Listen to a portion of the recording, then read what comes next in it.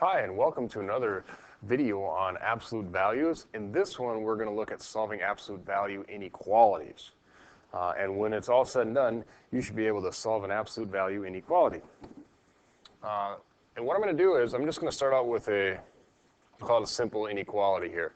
And I don't want to look at solving it. I just want you to think about what kind of values would make that inequality true that says the absolute value of n is less than 6.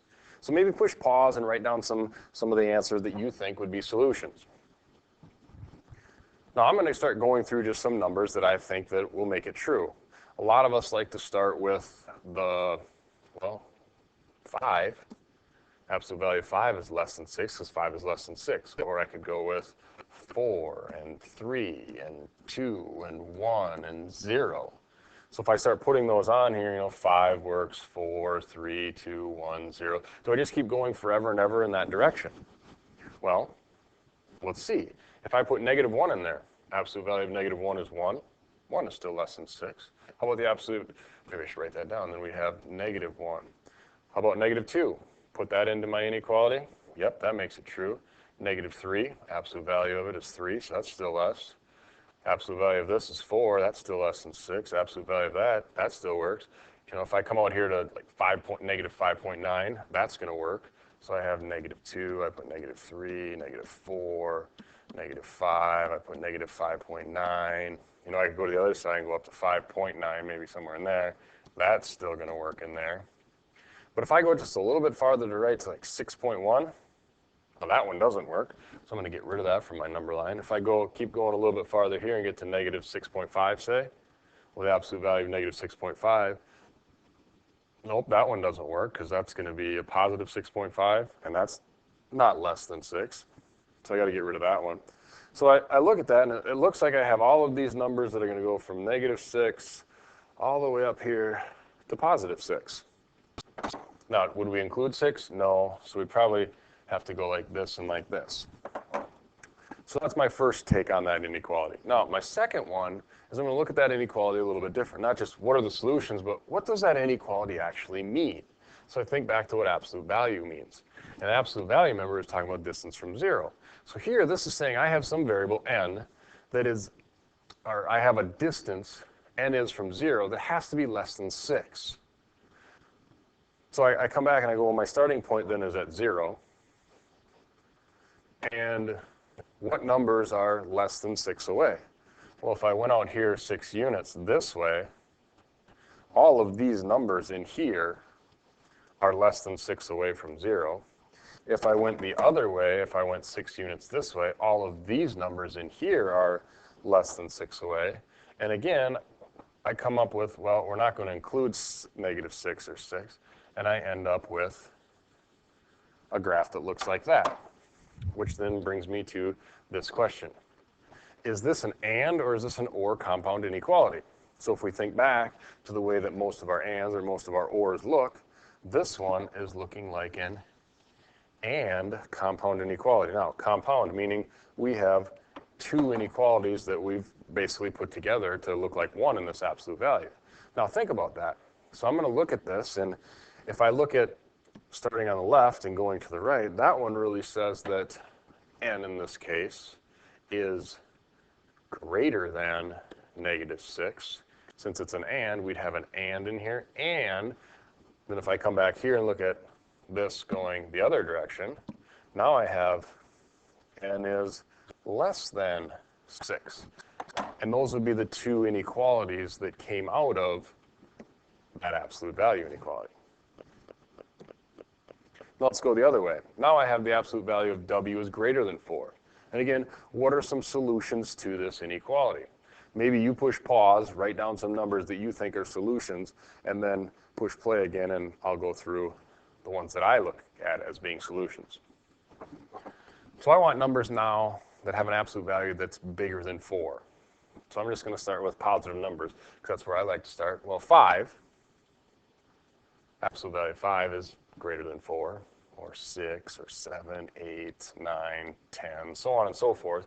Even if I were to look at the 4.1, 4.01, all of those are going to be bigger. But is that it? And does it just keep going? You know, I think going off to the right, I go to a really big number like 5 billion.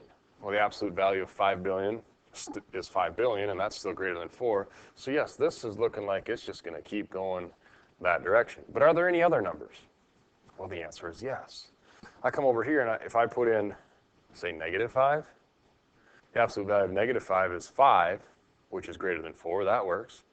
-6, absolute value is 6, greater than 4. -7, absolute value of that is 7, it's greater than 4, so on and so forth. So this is going to go this way.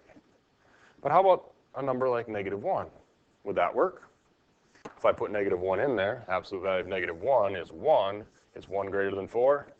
It is not, so that's not a solution. Now, we wouldn't include the number 4 because the absolute value of 4 is 4, and that's not greater than it. We would not include -4, so it would look like that. Now, again, I'm going to do the same thing with this example, and I'm going to look at it a little different way. Instead of just what are the solutions, I'm going to look at what does it mean? Well, this one is going to tell us the distance W, in this case, is from 0 has to be greater than 4. So where are all these numbers that if I start at 0 are more than 4 units away? Well, if I go 4 units to the right, there we go. Now I need everything that's more than that away. So that has to be all of this stuff. And then if I go 4 units to the left, that gets me to -4. And I want numbers that are more than that away, farther than away. Well, that's all these numbers, like that. And again, we said we're not going to include -4, and we're not going to include +4. Which leads me to my question again, what kind of compound inequality is that? Well, this is an OR compound inequality. So this one, if we think back to what and ORs look like, this one's pointing out most of our ORs look like that. We have an OR compound inequality, which means there are 2 of them there. Well, what are those 2 inequalities? I look at this one here over to the left. Ooh, a lot of green in there. That one just says that, probably get the right variable here, W in this case is less than -4. And this one to the right, the blue one, says W is greater than -4. And we have our OR compound inequality. Now, how can we use this to solve inequalities? First, I want to talk about just the 2 little scenarios that we just had happen. If the absolute value is less than, like this one, so we have less than, it could be less than or equal to, then what kind of compound inequality is it? Well, that was the first examples that we had, and that was our and. So anytime you see that the absolute value is less than, I want you to start thinking and compound inequality. Anytime that absolute value is greater than, or it could be greater than or equal to, then we get the OR compound inequality. And that's going to help us out immensely when solving our compound inequalities. So I come to this one right away, and you go, well, is this and or is this or? Don't look at it that way yet because we don't have the absolute value isolated yet, like we had in those very first examples. So the first thing you do anytime you solve a compound or an absolute value inequality is get the absolute value all by itself. So I will do that. I'm going to add 5 to both sides. Now we have -2 times the absolute value of 3a plus 4. And that's going to be less than or equal to -16. And then we're going to divide that by -2 to get that absolute value all by itself. And now we have the absolute value of 3a plus 4. Now remember, divided by a negative, so we have to flip the sign. So now we have greater than or equal to 8. So now is when we can look at this and go, is this and or is this or? Well, this was the greater than or equal to, and those are the or. So we have an or compound inequality. Well, we have to create those 2 compound inequalities. I'm just going to come back to this previous one here and go, well, what did we do to create that? We started with this absolute value inequality. Absolute value is isolated. And then notice we had this one and we had this one. So the way I look at it as, the one time we have that whatever's inside the absolute value, which is the W, and then is, actually I'm going to start with this one. This is the one that's usually easier. We start with the stuff that's inside the absolute value. That's the W. Still the W there. Notice inequality sign stayed as is. And then I wrote this wrong. It would have been nice if somebody would have told me that. This should have been a 4. So please fix that. This should have been a 4, greater than 4. It's my bad. So let's start this over. So this time, the one scenario, we have the W that's inside greater than 4. Really nothing changed. We just were able to get rid of the absolute value symbol. But the other scenario, notice, still have whatever was inside the absolute value, but now on the other side we have the opposite of this right here. And when we took the opposite, notice what happened to the sign. It switched. So that's how we're going to get those two inequalities. I'm going to get rid of this so that it doesn't confuse later. Let's come back here. This is how we break it into those two compound inequalities. Again, we're going to take what's inside that absolute value, which is 3a plus 4. Remember the one time, the stuff that's on the right side, 8 is going to stay as is, and then our inequality symbol stays the same way. But then in our other one, we're going to have the 3a plus 4. That stayed the same. Whatever's inside the absolute value doesn't change. But what's on the other side, that does. So now we have the opposite of 8, which is negative 8. But when we do that, that sign flipped. Still have our OR, and now we solve our two little equations. So we subtract 4, we subtract 4. We now have 3a greater than or equal to 4. And then we're going to divide both sides by 3. And we just found out that a is greater than or equal to 4/3. Do the same thing on the other side. Subtract our 4, subtract our 4. We just figured out that 3a is less than or equal to negative 12. Now on this side, we are going to divide both sides by 3. And we just found out that a is less than or equal to negative 4. Again, still have our OR. So if we looked at solving it, there is the solution to our compound inequality, or our absolute value inequality. But it also asks us to graph it. So if I were to graph it, I'll make my number line real quick. And now, I really remember I only have to focus on 2 points, negative 4. So if I were to put 0 here, 1, 2, 3, 4 is going to be out here, negative 4. And then I have this positive 4/3, well, 1, 2. 4/3 is 1 1/3. So now I just graph these two things. A is greater than or equal to 4/3, which is going to be about here, greater than or equal to. So shade this way. And then my other one, I have a is less than or equal to negative 4. So I'll go to negative 4, we have a solid dot, and we shade to the left.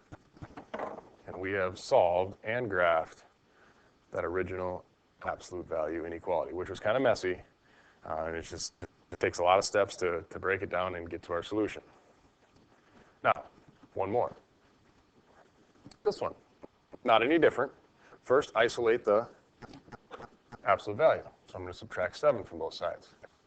And now we have the absolute value of 2 minus 3c over 5 is less than or equal to 2. Was this the and or was this the or? Well, when the absolute value is less than, remember, that's the and. So we have to write our two inequalities, put the and between it, and continue to solve.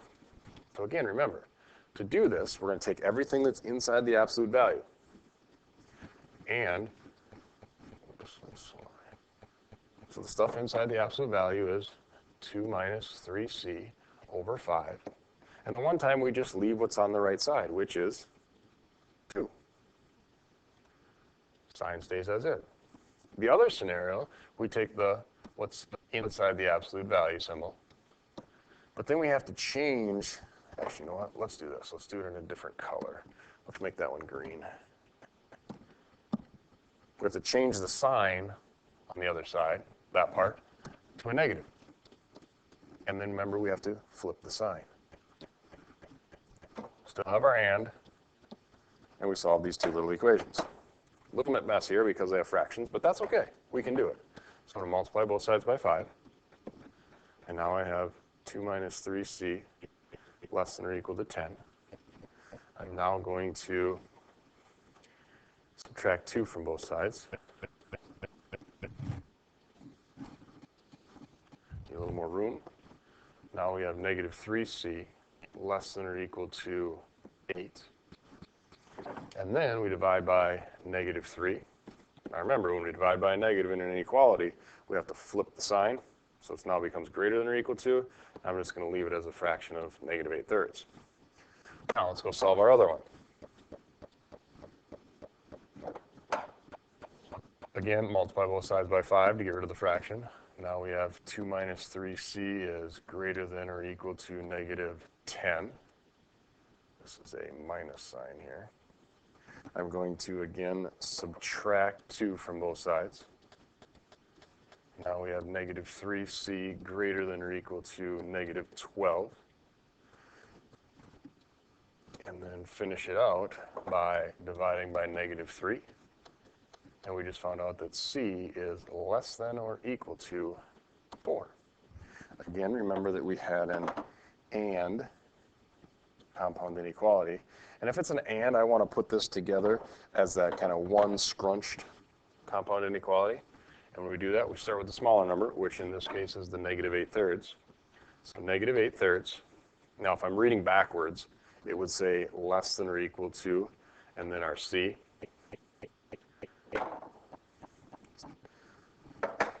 So this that I wrote is the same thing as right there. Now we have to incorporate this one. That one says c is less than or equal to 4. I already have my c less than or equal to 4. And there is the solutions to my absolute value inequality. But I also wanted a graph. So again, just I make a quick number line. I have to focus on 2 numbers. I'm going to make this even less complicated than the last one. I'm going to have a negative 8/3 over here somewhere, and then I'm going to have a positive 4 to the right of it, because it's bigger. And being I have the equals to part, I'm going to fill in them both in, and then I have all these numbers that are in between there. And I've solved that absolute value inequality way up here. And that's going to conclude my lesson on solving absolute value inequalities.